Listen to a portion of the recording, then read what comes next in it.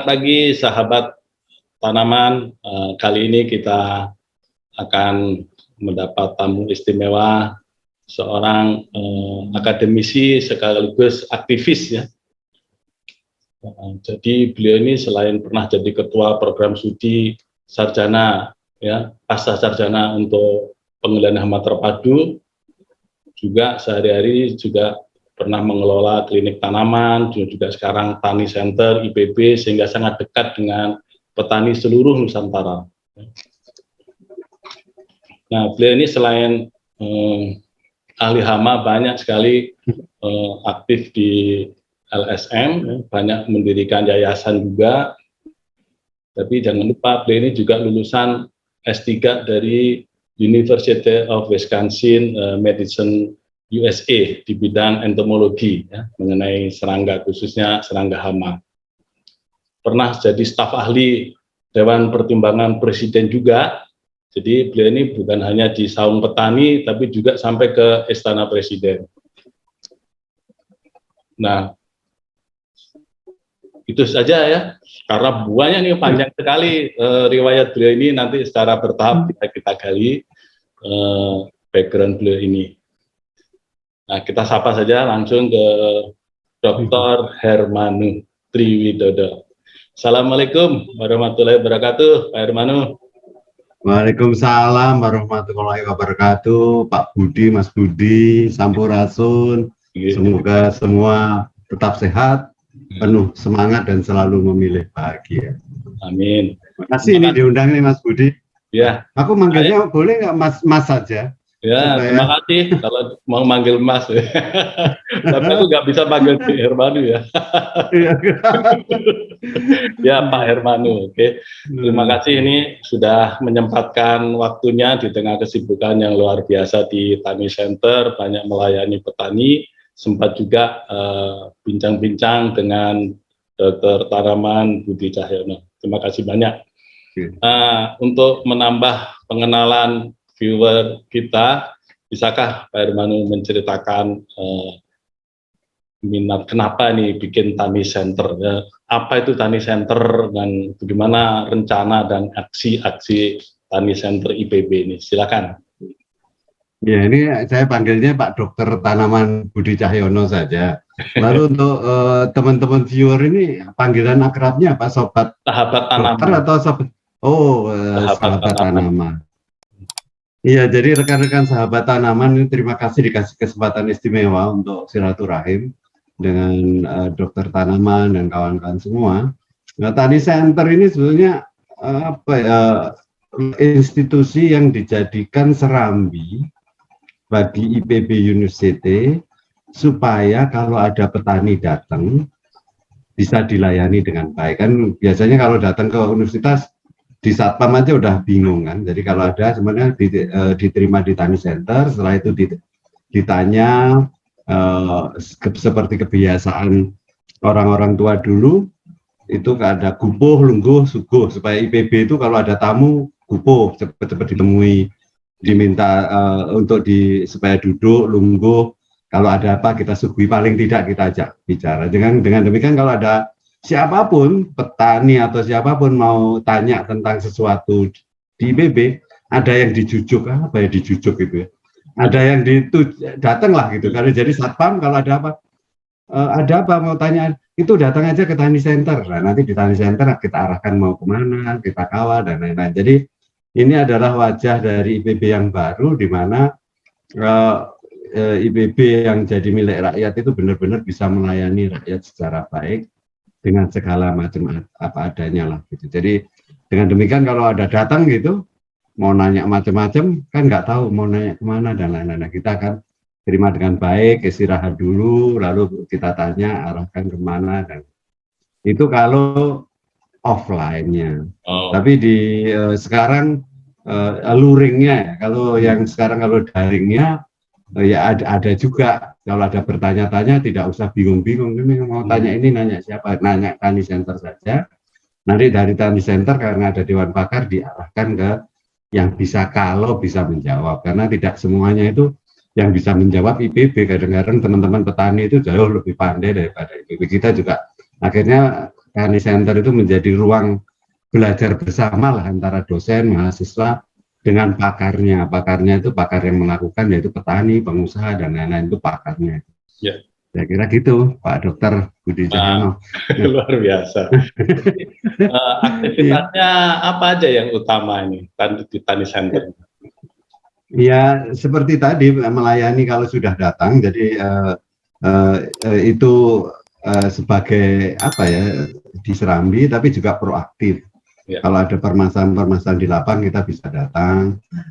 Lalu kalau bisa dijawab lewat telepon bisa, kalau tidak kita datangkan pakarnya ke lapang, kita kaji masalah bersama, diselesaikan begitu, supaya kesenjangan, kecepatan segala macam itu bisa dilakukan secara cepat, itu tidak usah nunggu macam-macam gitu. Jadi ini IPB Indonesia itu proaktif mendharma baktikan ke di mana yang pengetahuan yang ada di IPB itu segera bisa dimanfaatkan gitu. Karena banyak sekali penelitian cuma berhenti di rak saja. Orang mau akses harus prosedurnya macam-macam. Jadi dengan demikian kita proaktif lah. Dan memang itu nggak gampang sih, karena tidak semua orang punya tidak semua dosen ya suka berbagi gitu. Jadi ini pelajaran juga bagi IPB ini, jadi untuk mulai bisa berbagi. Ya. Saya kira itu. Ya, memang kalau mengenal Pak Herman ini dari zaman mahasiswa kan dulu aktif di Himpunan Mahasiswa Proteksi Tanaman, bahkan sebagai ketua saya juga nih. Oh ya, kami seangkatan, Pak Dokter. Ya, dan juga, Pak Dokter Tanaman dan saya seangkatan. Ya, selain ketua Himpunan Proteksi, waktu jadi dosen juga ketua jurusan hama penyakit tumbuhan, dan banyak membina klinik tanaman ya. Nah, sebagai dulu ya pembina, pelaku juga klinik tanaman, ini bisa cerita nggak nih mengenai hubungan Tani Center dengan klinik tanaman? Iya, klinik tanaman itu bentuk kepedulian, saya kira. Dulu itu yang nyusun ya Pak Budi, mahasiswa-mahasiswa itu, bukan dosen. Jadi ada kepedulian, ada petani nanya, kita jawab sebisanya, lalu. Jadi ini ada pelayanan saja, karena banyak permasalahan yang tidak bisa diselesaikan petani karena tidak kurangnya informasi lah. Jadi ini juga klinik tanaman itu hampir ya ini harusnya, karena ada namanya klinik, itu harusnya memang tempatnya dokter tanaman, dan itu memang cara pikir kita itu seperti dokter sih waktu itu. Jadi cuman bedanya di klinik tanaman layanannya itu petani datang bawa tanaman sakit, karena tanamannya tidak bisa ditanya, yang ditanya yang nanam.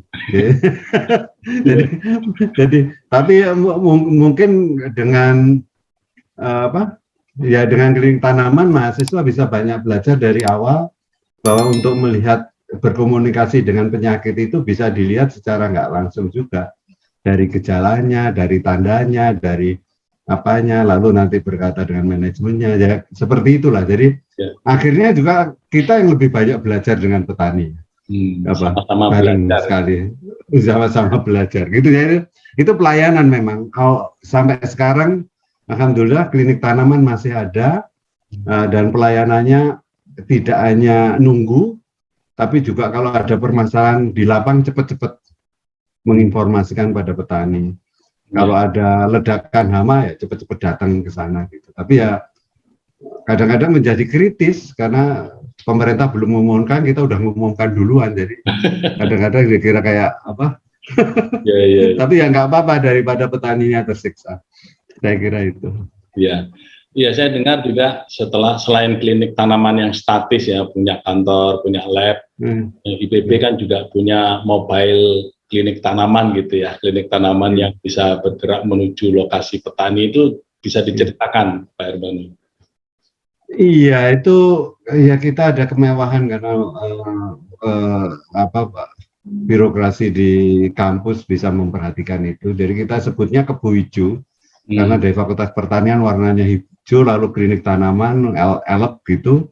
Di situ ada mikroskop, ada monitor TV, ada alat-alat untuk dissect, ada dinolight supaya kita melihat itu bisa, dan dengan demikian kalau ada permasalahan di lapang, itu tidak harus petaninya yang harus membawa contohnya. Kalau Gumsul, kita ke sana, petaninya bisa tanya, kita bisa diskusi bareng, dan bisa langsung dilihat di situ, tidak hanya katanya begitu. Nah, itu memang seringkali keliling dan pernah tahun 2007 ya, kita safari mobil klinik itu ke 25 kabupaten di 43 titik untuk melayani itu, mecahnya itu. Artinya begini, masalahnya tidak dibawa ke universitas. Kalau ada masalah di petani, universitas yang kita bawa ke petani. Jadi bukan dibalik. Jadi bukan masalahnya dibawa universitas, enggak. Universitasnya, pakarnya dibawa ke petani gitu. Jadi ya kalau petaninya itu memang mau dimuliakan, ya harusnya dilayani dengan baik. Iya. Gitu. Jadi itu seperti puskesmas keliling ya. Hampir seperti puskesmas keliling. Jadi memang dokternya ada di sana dan lain-lain. Kalau sekarang kelilingnya agak beda Pak Budi. Karena sudah ada daring, ada apa, sekarang bisa conference kayak kita kira Zoom gitu. Tapi tetap saja karena mungkin kita termasuk orang kuno, kalau nggak silaturahim itu nggak enak gitu loh ngobrolnya. Jadi ekspresi, sentuhan, lain-lain itu ya kurang pas gitu. Jadi ya, Pak Hermano kan banyak berkomunikasi dengan petani padi ya, bahkan pernah jadi ketua gerakan petani Nusantara ya.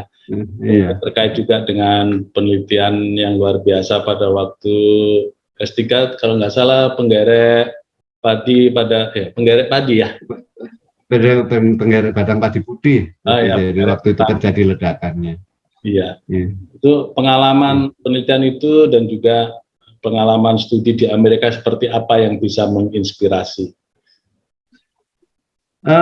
Itu kembali, jadi waktu itu terjadi ledakan hama di situ. Lalu di Amerika waktu aku itu sedang S3 itu ada pengumuman itu dicari orang yang bisa bahasa Melayu, penelitian tentang entomologi, tentang serangga, dan mau ditempatkan di Indonesia. Itu berarti kan rezeki.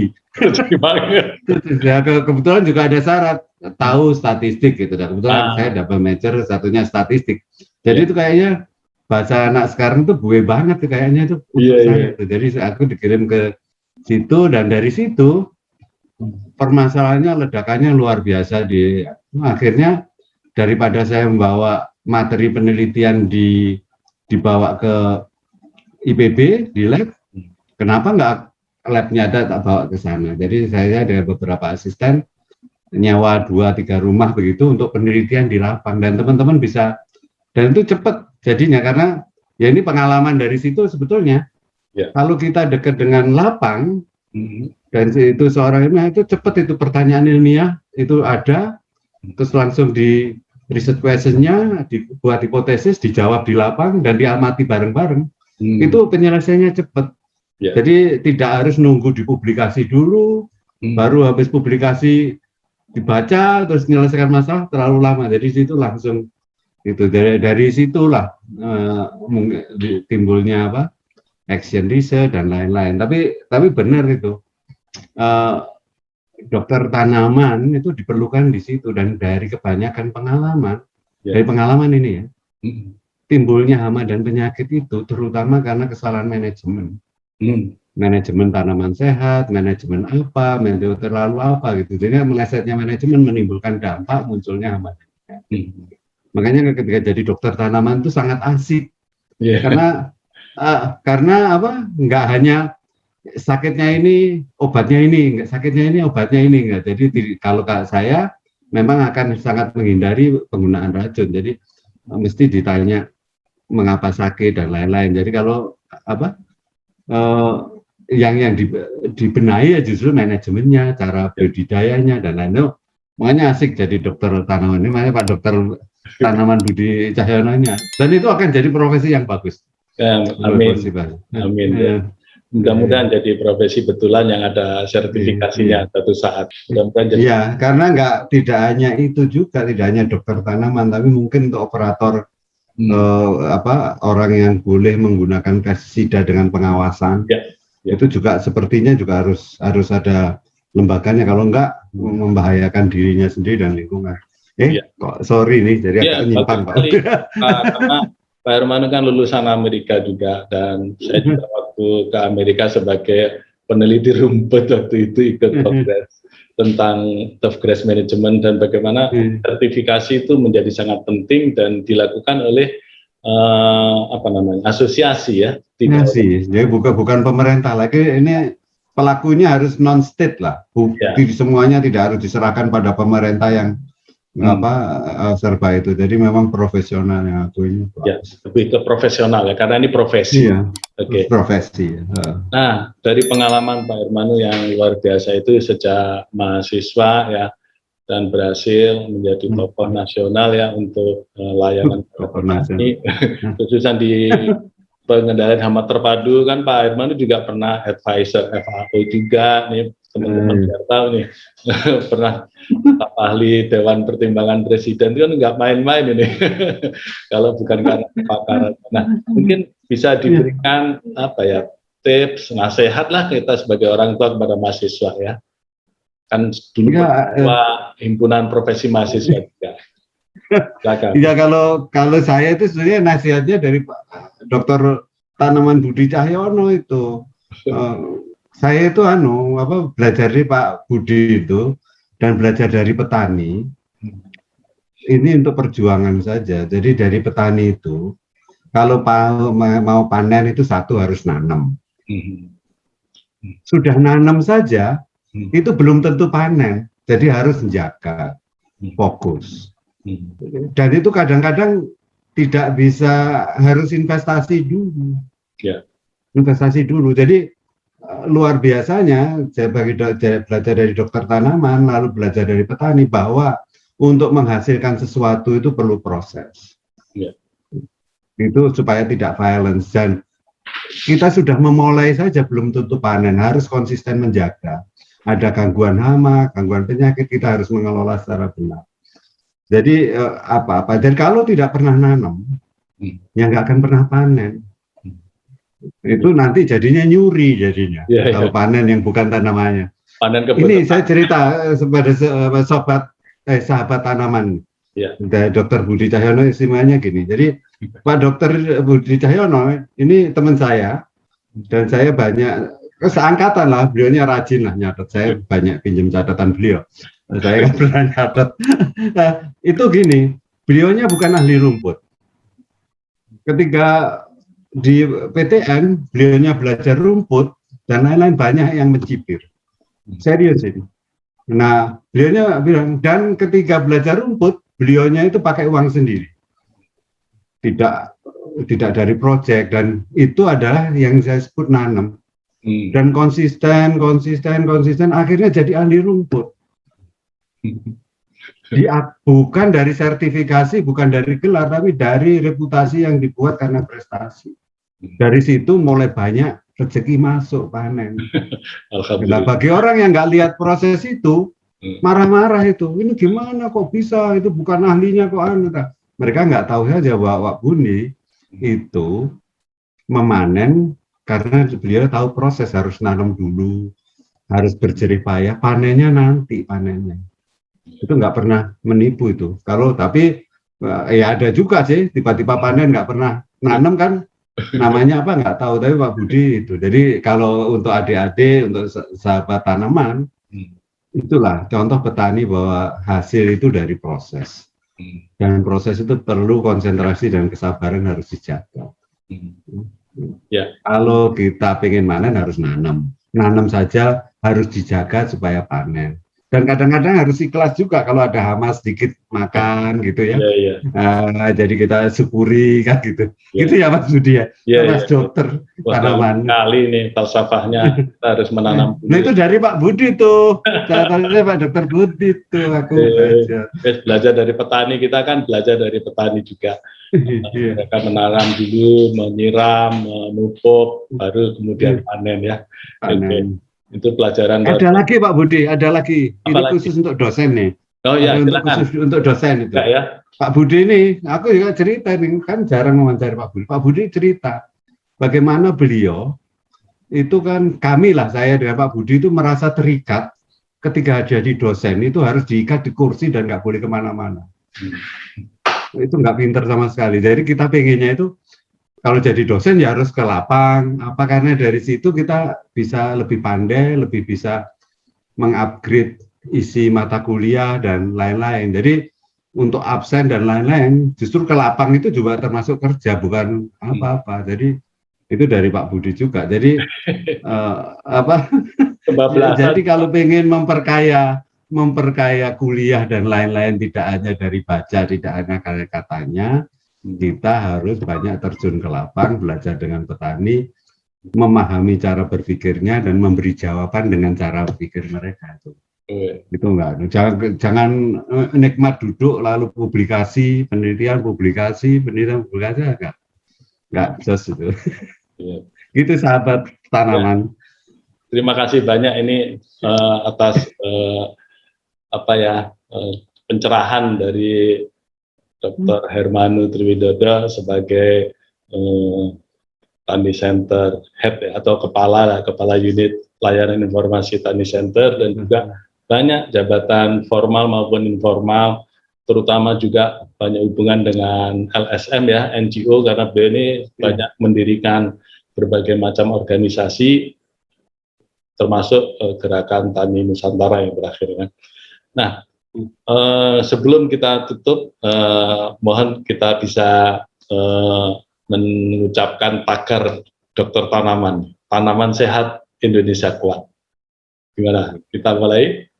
Tanaman Sehat Indonesia Kuat. Terima kasih. Assalamualaikum warahmatullahi wabarakatuh. Waalaikumsalam, sampurasun, salam sehat, tetap sehat, penuh semangat dan selalu memilih bahagia. Amin. Terima kasih.